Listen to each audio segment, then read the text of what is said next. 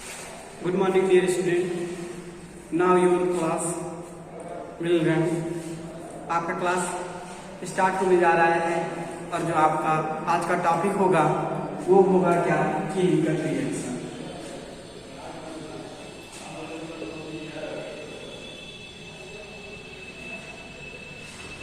आज के टॉपिक में आप सीखेंगे केमिकल रिएक्शन से जुड़ी हुई बातें, और आपको अगर हमारी और भी वीडियो देखनी है तो आप मेरे नाम को सर्च कर सकते हैं। मेरा नाम श्रीनाथ सैनी, आप सर्च करेंगे और क्लास का जो चैनल है उसका नाम है रिकॉर्डेड क्लासेस। आप सर्च करके वहाँ से आप और भी अपने क्लासेस को देख सकते हैं। तो आइए बेटा, तो हम स्टार्ट करते हैं अपने टॉपिक को बिना टाइम को लॉस किए। जो हमारा टॉपिक है आज का वो केमिकल रिएक्शन है। जैसे आप जानते हैं कि कोई भी चेंजेस जो होते हैं, any changes that take place, कोई भी चेंजेस जो होता है उसको रिप्रेजेंट करने के लिए हम लोग केमिकल इक्वेशन का यूज करते हैं, और उस रिएक्शन को, उस चेंजेस को क्या बोलते हैं, हम लोग रिएक्शन बोलते हैं। देखिएगा, व्हेन टू और मोर एलिमेंट combine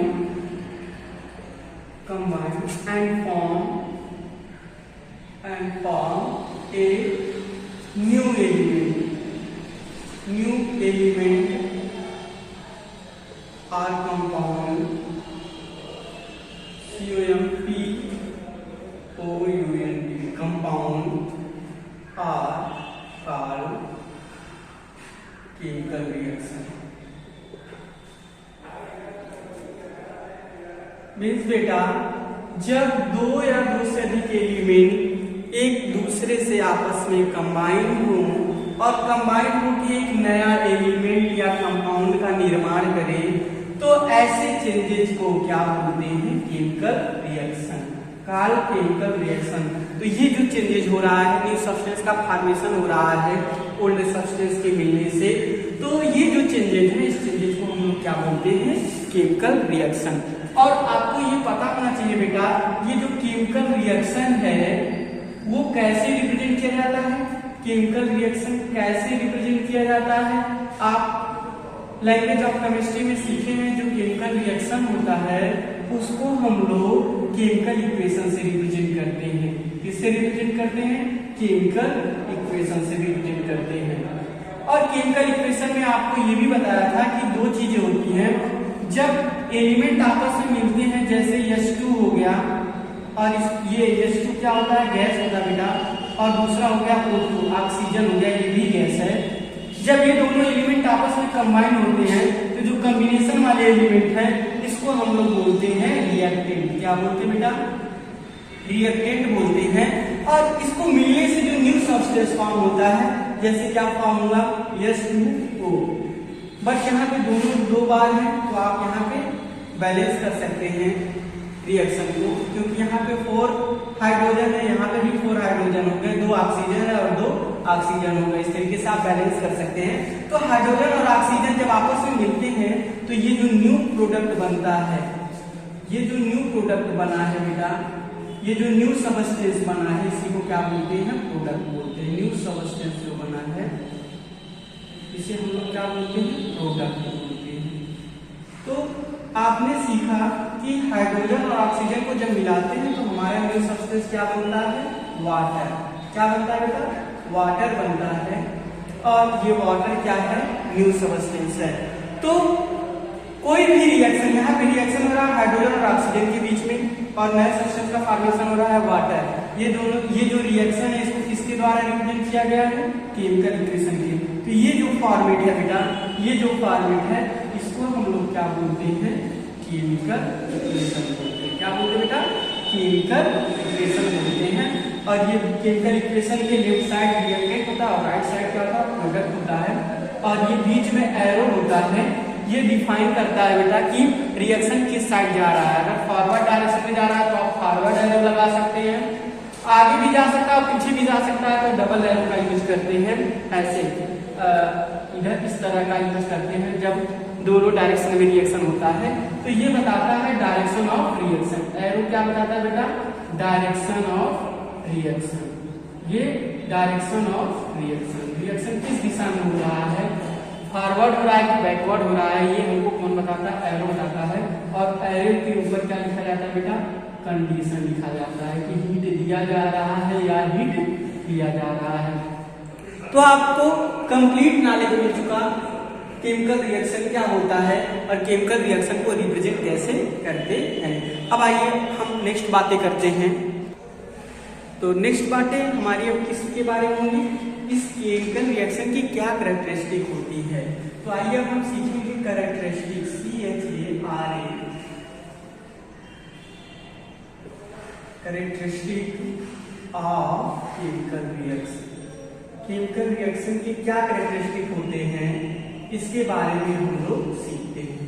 सबसे पहला कैरेक्टरिस्टिक्स होता है बेटा, जब कोई रिएक्शन होता है तो उसमें बॉन्ड का टूटना होता है और बॉन्ड का फॉर्मेशन होता है।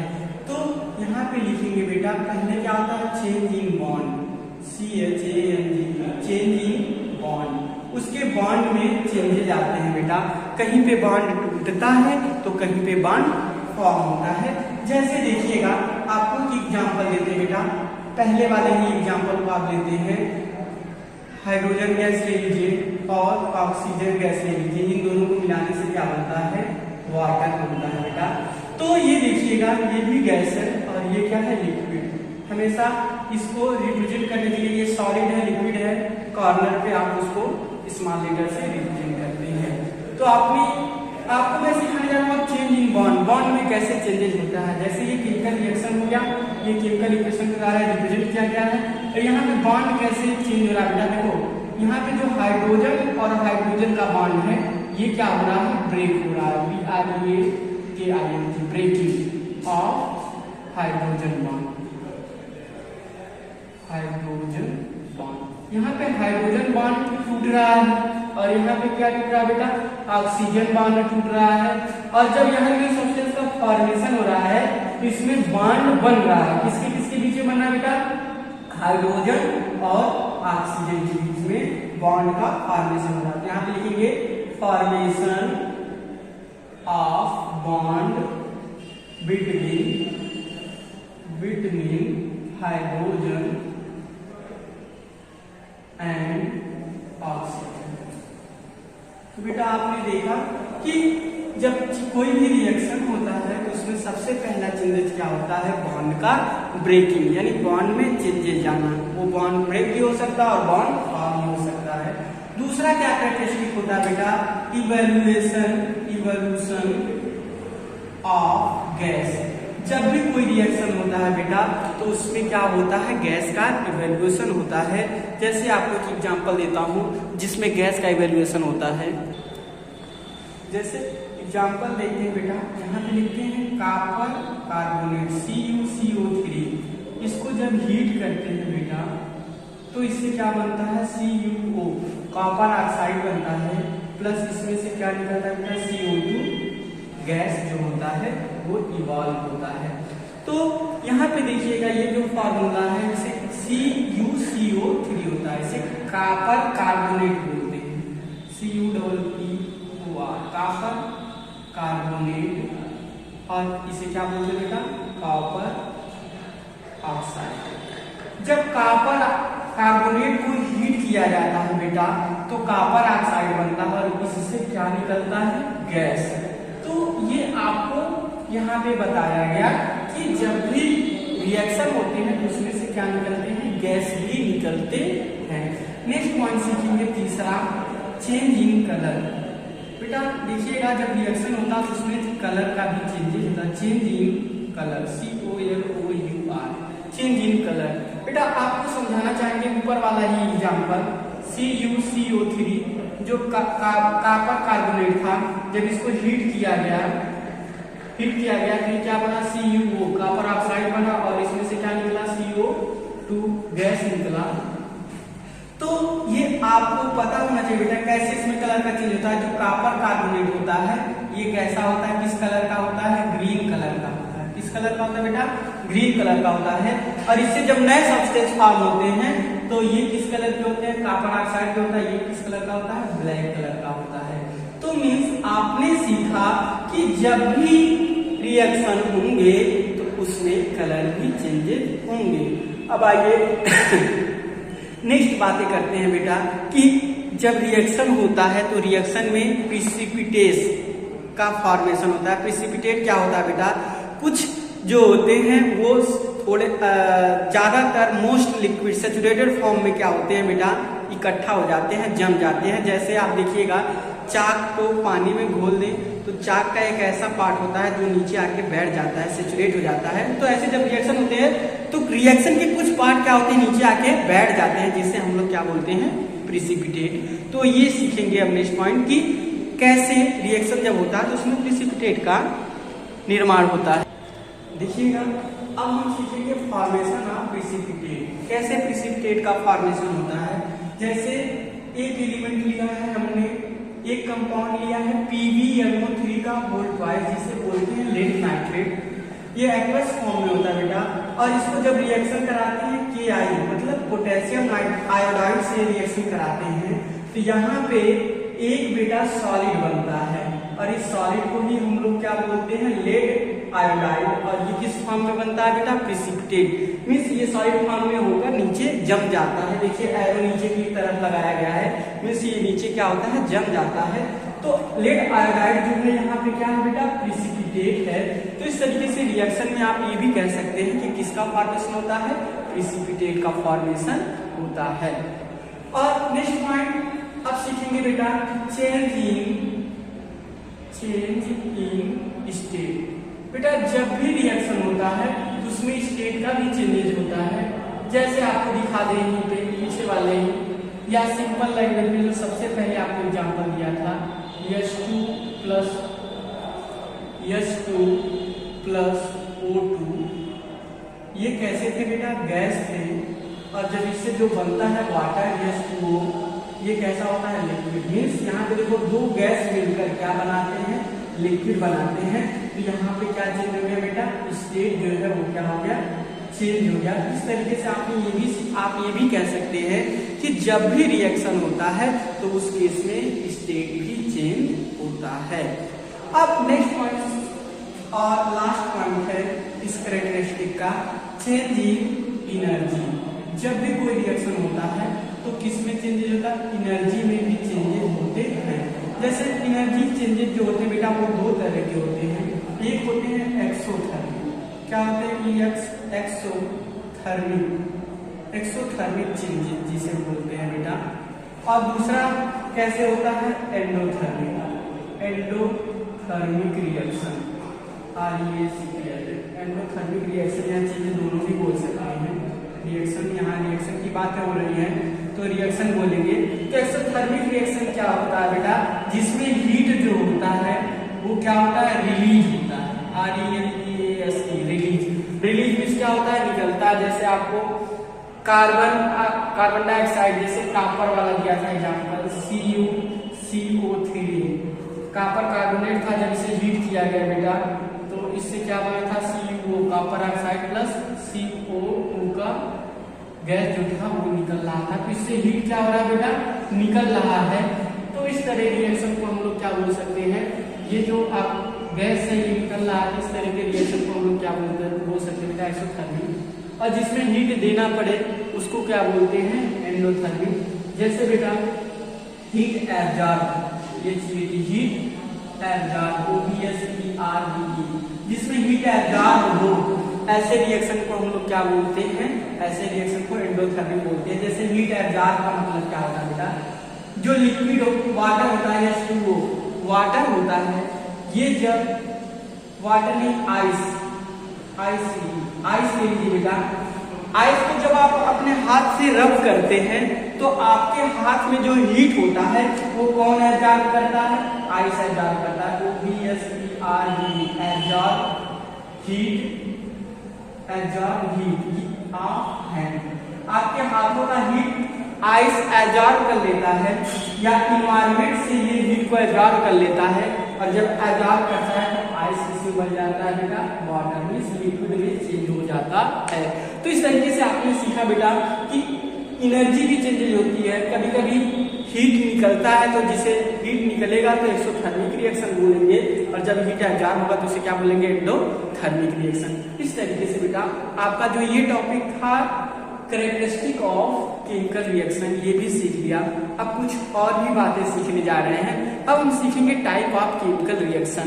ये केमिकल रिएक्शन कितने तरह के होते हैं, बट बेटा केमिकल रिएक्शन के टाइप को सीखने से पहले आपको एक चीज बता दें जिससे जो आपको हेल्प करेगा केमिकल रिएक्शन के टाइप को सीखने में। अन्यथा बेटा अगर इस चीज को नहीं जानेंगे तो आप रिएक्शन अच्छी तरीके से नहीं सीख पाएंगे। रिएक्शन का जो मेन पॉइंट होता है बेटा उसे बोलते हैं रिएक्टिविटी सीरीज। इस पॉइंट पे हम लोग बात करेंगे सबसे पहले, फिर हम टाइप ऑफ केमिकल चेंजेस को सीखेंगे या केमिकल रिएक्शन को सीखेंगे। तो हमारी बातें अब होने जा रही है बेटा किस पे, reactivity series, REAC, reactivity series. ये क्या होता है बेटा, द मेटल को क्या किया गया है, the metal are arrange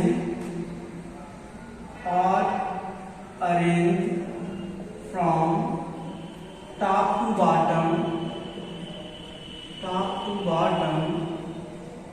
in decreasing order, decreasing order of their reactivity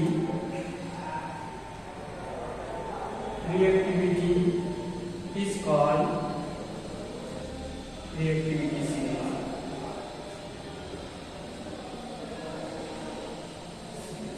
देखिएगा बेटा जो मेटल है उन सबको क्या किया गया है, एक ऑर्डर में अरेंज किया गया है ऊपर से लेके नीचे की तरफ। कैसे अरेंज किया गया, उनके रिएक्टिविटी के आधार पे, कौन सबसे ज्यादा रिएक्टिव होगा, कौन उससे कम रिएक्टिव होगा, इन सारी बातों के आधार पे इस मेटल को अरेंज किया गया है जिसे हम लोग क्या बोलते हैं, रिएक्टिविटी सीरीज। तो आइए अब हम जानते हैं रिएक्टिविटी सीरीज में टॉप मोस्ट पे कौन होता है और टॉप बॉटम पे कौन होता। चलिए आइए इस रिएक्टिविटी सीरीज को देखते हैं। इसे आसान से लर्न करने का एक तरीका बनाना होता है जिससे आपको बहुत आसानी से ये रिएक्टिविटी सीरीज लर्न हो जाएंगे। और देखिएगा ये जो के है, के को हम लोग क्या बोलते हैं, पोटेशियम। क्या बोलते हैं बेटा, पोटेशियम। पोटेशियम को किससे रिप्रेजेंट किया जाता है, के से रिप्रेजेंट किया जाता है। सोडियम को कैसे रिप्रेजेंट किया जाता है, Na से रिप्रेजेंट किया जाता है। कैल्शियम को कैसे रिप्रेजेंट किया जाता है बेटा, Ca से रिप्रेजेंट किया जाता है। जैसे magnesium, aluminium, zinc, ferrous, tin, lead, hydrogen, copper, mercury, Ag, silver और गोल्ड, ये सारे आइटम हैं। इस तरीके से रिएक्टिविटी सीरीज है। और जो ये पोटेशियम होता है बेटा, ये मोस्ट रिएक्टिव एलिमेंट होता है। Most reactive element, most reactive metal. ये जो पोटेशियम होता है बेटा, ये सबसे ज्यादा रिएक्टिव मेटल होता है। और जो गोल्ड होता है बेटा, ये लेस रिएक्टिव मेटल होते हैं। ये सबसे कम रिएक्टिव, लेस रिएक्टिव मेटल। जो गोल्ड है बेटा वो सबसे लेस रिएक्टिव मेटल होता है। और सबसे मोस्ट रिएक्टिव मेटल कौन होता है बेटा, पोटेशियम होता है। इसे याद करने का तरीका देखिएगा, काशीनाथ का मालिक आलू, एल फॉर आलू, जेएन फॉर जरा, एफई फॉर फीका, एसएन से साफ, पीबी से पकाता है, कौन है आगे आओ। काशीनाथ का मालिक आलू जरा फीका सा पकाता है, कौन है आगे आओ। इस तरीके से इस मेथड का यूज करके शॉर्टकट तरीके से यूज करके आप इस रिएक्टिविटी सीरीज को आप लर्न कर सकते हैं। और इसका रिएक्टिविटी सीरीज जो है बेटा वो टॉप टू बॉटम क्या होता है, डिक्रीज करता है। डिक्रीज, टॉप टू बॉटम, ऊपर से नीचे आने पे जो ये रिएक्टिविटी सीरीज है बेटा ये क्या होता है, घटता है। अब इस रिएक्टिविटी सीरीज का क्या खास बातें हैं इसको हम सीखते हैं। आइए इस रिएक्टिविटी सीरीज का खास बात, अब हम सीखेंगे फीचर ऑफ रिएक्टिविटी सीरीज। क्या फीचर है बेटा, FEATURE, feature feature of reactivity series. Reactivity series, जो रिएक्टिविटी सीरीज है उसके फीचर क्या है? सबसे पहला पॉइंट आपको ये जानने की आवश्यकता होती है कि जो रिएक्टिविटी होती है, रिएक्टिविटी ऑफ मेटल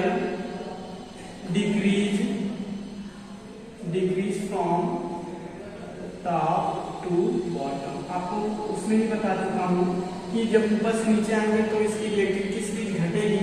दूसरा पॉइंट बेटा, जो मोर रिएक्टिव एलिमेंट होंगे, more reactive atom displace means उसको भगा सकता है, डिस्प्लेस लेस रिएक्टिव एटम। जो बेटा मोस्ट रिएक्टिव एटम और एलिमेंट, ये भी बोल सकते हैं, जो मोस्ट रिएक्टिव एलिमेंट होंगे वो लेस रिएक्टिव एलिमेंट बोल सकते हैं, या क्या बोल सकते हैं, metal.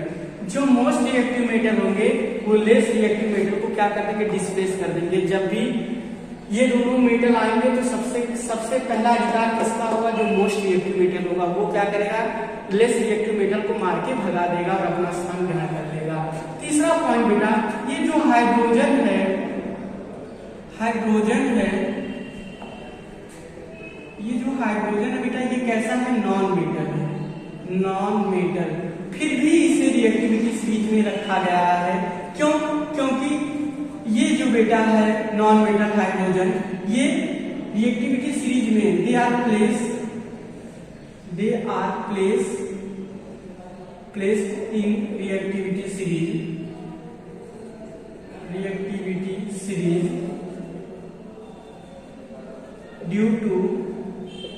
due to which like metal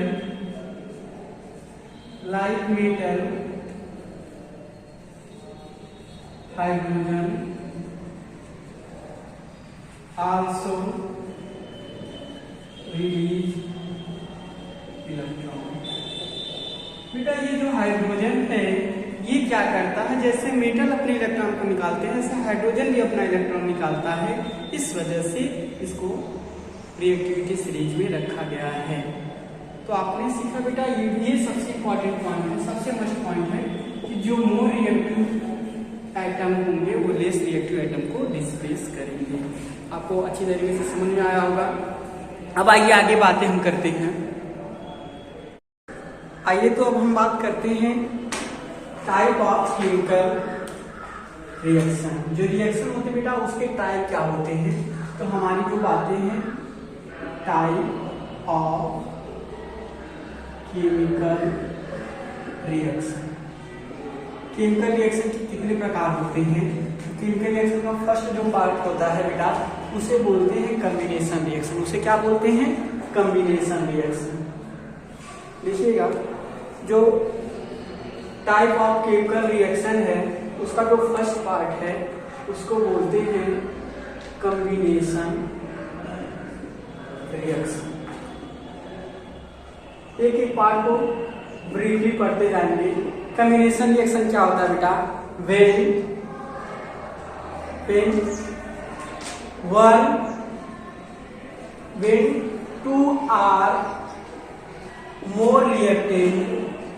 when two are more reactant combine and form a single product is called combination reaction।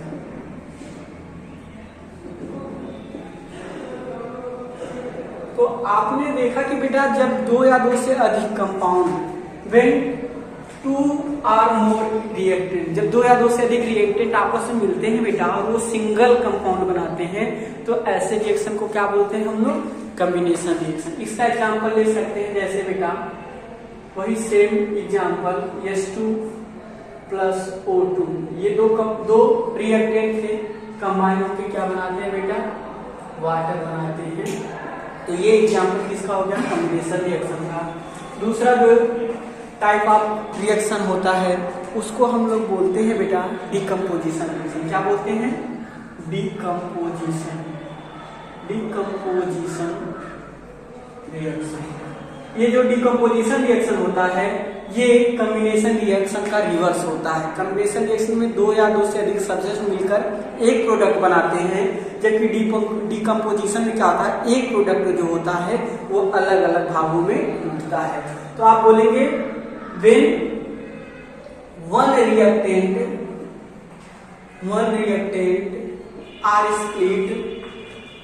are split into two or more product। जब एक रिएक्टेंट टूटते हैं दो या दो से अधिक प्रोडक्ट में तो इस कॉल्ड, इस तरह के रिएक्शन को क्या बोलते हैं बेटा, डिकम्पोजिशन रिएक्शन बोलते हैं। इस कॉल्ड डिकम्पोजिशन रिएक्शन। तो इस तरह के रिएक्शन को डिकम्पोजिशन रिएक्शन कहते हैं। जैसे इसी का रिवर्स ले लिया जाए, अगर वाटर को बेटा H2O लिक्विड को अगर इलेक्ट्रिसिटी प्रदान किया जाए, हाई इलेक्ट्रिसिटी प्रदान किया जाए बेटा, तो ये क्या होता है, दो भागों में टूट जाता है।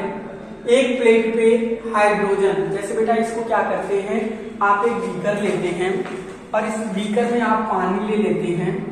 पानी लेके बेटा पूरा ये पानी से भरा हुआ है, इसमें दो प्लेट लगा लेते हैं जिसे इलेक्ट्रोलाइट्स बोलते हैं बेटा। ऐसे दो लगा लेते हैं, इसकी एक प्लेट को प्लस साइन से जोड़ लेते हैं और दूसरे प्लेट को कैसे जोड़ लेते हैं, माइनस साइन से जोड़ लेते हैं। और जैसे ही स्विच को ऑन करते हैं तो करंट अप्लाई होने लगता है, और जब करंट जाता है बेटा तो इसकी एक प्लेट पे H2O गैस, H2O मॉलिक्यूल जाके चिपक जाते हैं और दूसरे पे कौन, ऑक्सीजन मॉलिक्यूल जाके चिपक जाते हैं। इस तरीके से जो वाटर है उसको इलेक्ट्रोलाइट मेथड से क्या किया जाता है, डिकम्पोज किया जाता है हाइड्रोजन और ऑक्सीजन में। तो आपने सीखा कि जो डिकम्पोजिशन प्रोसेस होता है वो जस्ट रिवर्स किसका होता है, कम्बिनेशन का। कम्बिनेशन में दो रिएक्टेंट मिलकर एक प्रोडक्ट बनाते हैं, जबकि डिकम्पोजिशन में क्या होता है, एक रिएक्टेंट अलग अलग प्रोडक्ट में बढ़ता है। अब नेक्स्ट बातें हम लोग करते हैं। अब हम बातें करते हैं डिस्प्लेसमेंट रिएक्शन का। तो डिस्प्लेसमेंट रिएक्शन जो होता है वो थर्ड टाइप ऑफ रिएक्शन है। और डिस्प्लेसमेंट में क्या होता है बेटा, एक एलिमेंट दूसरे एलिमेंट को डिस्प्लेस कर लेता है, मतलब उसके पोजीशन को ले लेता है। तो नेक्स्ट जो हो गया उसे हम बोलेंगे डिस्प्लेसमेंट रिएक्शन। इसमें क्या होता है बेटा, one element take place of other element. बेटा एक एलिमेंट जो होता है वो दूसरे एलिमेंट का जगह को कवर कर लेता है, टेक प्लेस कर लेता है, इसी को बोलते हैं डिस्प्लेस बोलते हैं। क्या बोलते हैं बेटा, जब एक एलिमेंट दूसरे एलिमेंट का स्थान घेर लेता है तो इसको क्या बोलते हैं, डिस्प्लेस बोलते हैं। और ऐसे रिएक्शन को हम लोग क्या बोलते हैं बेटा, डिस्प्लेसमेंट रिएक्शन बोलते हैं। तो ये रिएक्शन क्या कहलाएगा, इज कॉल्ड डिस्प्लेसमेंट रिएक्शन। इस रिएक्शन को हम लोग क्या बोलते हैं, डिस्प्लेसमेंट रिएक्शन बोलते हैं।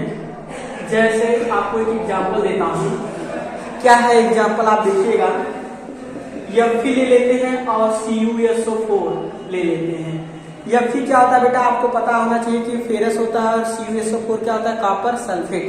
जब इसका रिएक्शन कराते हैं FeSO4 का, तो यहाँ पे क्या बनता है बेटा, कॉपर जो होता है वो अलग हो जाता है और हमारा क्या बनता है, FeSO4 यानी फेरस सल्फेट बन जाता है। Fe क्या होता है बेटा, आयरन, या इसे बोलते हैं फेरस। क्या बोलते हैं बेटा, फेरस। और ये क्या होता है, कॉपर सल्फेट होता है। और आपको रिएक्टिविटी सीरीज में बता चुका हूं, जो फेरस होता है वो कॉपर से क्या होता है, ऊपर होता है। और आपको ये भी बताया था कि जो ऊपर वाले एलिमेंट होंगे, जो मोस्ट रिएक्टिव एलिमेंट होंगे, वो लेस रिएक्टिव एलिमेंट को डिस्प्लेस कर देते हैं, मार के भगा देते हैं। इन सेम वे में बेटा ये तगड़ा वाला बंदा है, ये क्या करता है, कॉपर को मार के भगा देता है और उसका जमीन ये कब्जा कर लेता है। तो यहाँ पे आपने सीखा कि जब फेरस ऑक्साइड का कॉपर सल्फेट, ऐसे आप कोई भी रिएक्शन ले सकते हैं जिसमें मोस्ट रिएक्टिव एलिमेंट होंगे वो लेस रिएक्टिव एलिमेंट को डिस्प्लेस कर देंगे, और इस मेथड को क्या बोलते हैं, डिस्प्लेसमेंट रिएक्शन। तो यहाँ पे आप देखिएगा क्या बन गया बेटा, फेरस सल्फेट। कॉपर सल्फेट क्या बन गया बेटा, फेरस सल्फेट। तो इस रिएक्शन को हम लोग क्या बोलते हैं, डिस्प्लेसमेंट रिएक्शन बोलते हैं। और लास्ट एक रिएक्शन है जिसे बोलते हैं double displacement, DOUBLE, double displacement reaction, double displacement reaction. ये डबल डिस्प्लेसमेंट रिएक्शन में क्या होता है बेटा, ये इंटरचेंज करते हैं, क्या करते हैं बेटा, ये इंटरचेंज करते हैं एक दूसरे एलिमेंट को। तो देखिएगा, the reaction in which one element take place, या one element transfer take place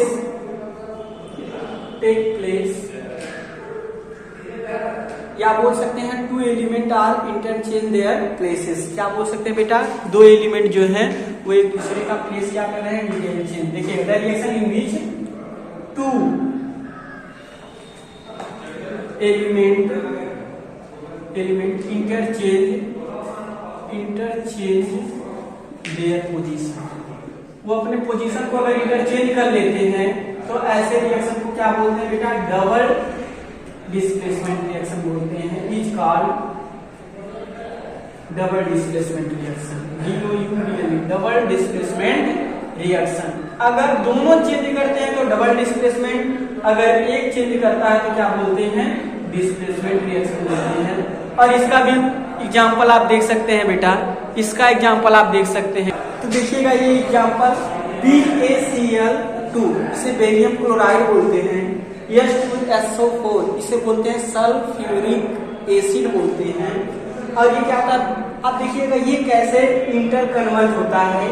Ba जो होता है वो SO4 के साथ चला जाता है और H2 किसके साथ चला जाता है, Cl के साथ चला जाता है। ये इंटर कन्वर्जन कैसे होता है, देखिएगा, BaSO4 के साथ गया तो क्या बना है, BaSO4, और नीचे एरो का मतलब होता है ये प्रिसिपिटेट है। क्या है बेटा, प्रिसिपिटेट। बेरियम सल्फेट इसे बोलते हैं, ये प्रिसिपिटेट बन गया और H किसके साथ चला गया बेटा, Cl के साथ, तो क्या बन गया HCl। ये Cl को क्या बोलते हैं, हाइड्रोक्लोरिक एसिड। ये Cl को क्या बोलते हैं, ये Cl को बोलते हैं हाइड्रोक्लोरिक एसिड। तो इस तरीके से आपने देखा कि डबल डिस्प्लेसमेंट रिएक्शन कैसे होता है। अब एक रिएक्शन और है बेटा जो सबसे इंपॉर्टेंट पॉइंट है और हर एक कंपटीशन पॉइंट आपको से पूछा जाता है। इस रिएक्शन का नाम है न्यूट्रलाइजेशन रिएक्शन। क्या बोलते हैं बेटा, न्यूट्रलाइजेशन रिएक्शन। इस रिएक्शन का बहुत महत्व है। चलिए ये न्यूट्रलाइजेशन रिएक्शन की बात करते हैं, ये बहुत इंपॉर्टेंट पॉइंट है। न्यूट्रलाइजेशन रिएक्शन क्या होता है, देखिएगा, when acid react with base, जब एसिड बेटा बेस के साथ रिएक्ट करता है, देन फॉर्म साल्ट। तो क्या बनाता है बेटा, साल्ट बनाता है। दिस रिएक्शन, इस रिएक्शन को हम लोग क्या बोलते हैं, is called neutralisation. Neutralisation reaction बोलते हैं। जैसे बेटा देखिएगा, एसिड HCl जिसे बोलते हैं, बेस क्या होता है, NaOH, और जब ये दोनों मिलते हैं तो क्या बनाते हैं, NaCl बनाते हैं प्लस H2O वाटर बनाते हैं। मीन्स बेटा ये जो एसिड है, जब आपके पेट में एसिडिटी होने लगता है तो आप देखिए किसका यूज करते हैं, बेस का यूज करते हैं। जैसे सोडा वाटर एक बेस की तरह वर्क करता है बेटा। और जब एसिडिटी में बेस सोडा वाटर जाके मिलता है तो ये दोनों आपस में मिलके अंदर आपके क्या बना देते हैं, नमक और वाटर से, और वाटर बना देते हैं, नमक और वाटर बना देते हैं, और आपकी एसिडिटी क्या हो जाती है, गायब हो जाती है। क्यों, क्योंकि ये जो बेस है वो एसिड को क्या कर जाता है, खा जाता है। और इस रिएक्शन को हम लोग क्या बोलते हैं, न्यूट्रलाइजेशन रिएक्शन। न्यूट्रलाइजेशन रिएक्शन में क्या बनता है बेटा, सॉल्ट बनता है और प्लस वाटर बनता है। तो आपने ये सीख लिया टाइप ऑफ रिएक्शन के बारे में। अब बेटा एक लास्ट पॉइंट है, फॉर्मेशन ऑफ ऑक्साइड। ऑक्साइड का फॉर्मेशन क्या होता है, इसको हम लोग अच्छी तरीके से सीखेंगे। तो देखिएगा ऑक्साइड का फॉर्मेशन क्या होता है। इसको बढ़िया से हम लोग सीखते हैं। ऑक्साइड जो होता है बेटा, देखिएगा, when metal and non metal, जब मेटल और नॉन मेटल बेटा रिएक्ट करते हैं ऑक्सीजन से, रिएक्ट विथ ऑक्सीजन, जब ऑक्सीजन से रिएक्ट करते हैं तो क्या करते हैं बेटा, formed oxide, their oxide, form their oxide, तो उसके ऑक्साइड बनते हैं। और जो ये ऑक्साइड होते हैं बेटा, वो कई तरह के ऑक्साइड होते हैं। सबसे पहला क्या होता है, एसिडिक ऑक्साइड होता है, दूसरा होता है बेसिक ऑक्साइड होता है, एम्फोटेरिक ऑक्साइड होता है, ये सारे ऑक्साइड के फॉर्म होते हैं। एम्फोटेरिक ऑक्साइड होता है, ऐसे बहुत सारे ऑक्साइड होते हैं। और एक क्या होता है बेटा, न्यूट्रल ऑक्साइड होता है। क्या होता है, न्यूट्रल ऑक्साइड होता है। तो ऐसे बहुत सारे ऑक्साइड हैं। ऑक्साइड कब बनता है, जब मेटल और नॉन मेटल आपस में रिएक्ट करते हैं। देखिएगा, ऐसा ऑक्साइड जिसका नेचर कैसा हो, एसिडिक हो, उसे क्या बोलते हैं, एसिड ऑक्साइड। इसकी सबसे इंपॉर्टेंट पॉइंट होती है बेटा, जो एसिडिक ऑक्साइड होते हैं वो जब वाटर से रिएक्ट करते हैं, किससे रिएक्ट करते हैं, वाटर से रिएक्ट करते हैं, तो क्या बनाते हैं, एसिड बनाते हैं। ये सबसे इंपॉर्टेंट पॉइंट था। जो बेसिक ऑक्साइड होता है, इसका नेचर कैसा होता है बेटा, बेसिक नेचर होता है, इसका नेचर बेस की तरह होता है। और इस जो बेसिक ऑक्साइड होते हैं ये वाटर में कैसे होते हैं, इनसॉल्युबल होते हैं, इनसॉल्युबल इन वाटर। ये सबसे इंपॉर्टेंट पॉइंट है। और जो सॉल्युबल होता है बेटा वाटर में, जो ऑक्साइड सॉल्युबल होता है उसे बोलते हैं एल्कली। क्या बोलते हैं बेटा, एल्कली। तो आपको ये पता चला कि जो एसिडिक ऑक्साइड होते हैं उसका नेचर एसिडिक होता है और वो वाटर के साथ मिलकर क्या बनाते हैं, एसिड बनाते हैं। जो बेसिक ऑक्साइड होते हैं उसका नेचर बेसिक होता है और वो वाटर में इनसॉल्युबल होते हैं। दूसरा, अगर कुछ ऐसे भी ऑक्साइड होते हैं जो वाटर में सॉल्युबल होते हैं, उनका स्पेशली नाम क्या रख दिया गया, एल्कली। एम्फोटेरिक ऑक्साइड क्या होता है बेटा, ये बोथ नेचर, ये दोनों नेचर रखता है। एसिड का भी एसिडिक प्लस बेसिक, इसका एसिडिक नेचर भी होता है और कैसा होता है, बेसिक नेचर। और ये कैसा होता है, इसका नेचर न्यूट्रल होता है, इसका कोई नेचर नहीं होता है, ये न्यूट्रल होता है। इस तरीके से आपके ऑक्साइड हो गए बेटा। आज का क्लास इतना ही, धन्यवाद क्लास को व्यू करने के लिए।